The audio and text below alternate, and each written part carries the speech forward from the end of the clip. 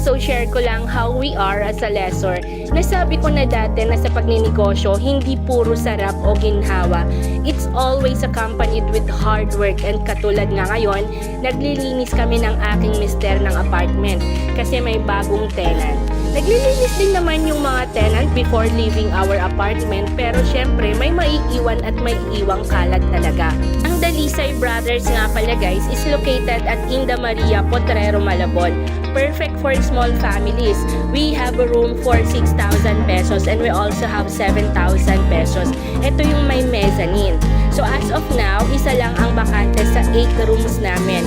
So sa mga naghahanap guys, message lang kayo sa number na ito. Okay siya, maglilinis na po kami ulit. Thank you for watching and God bless. Bye!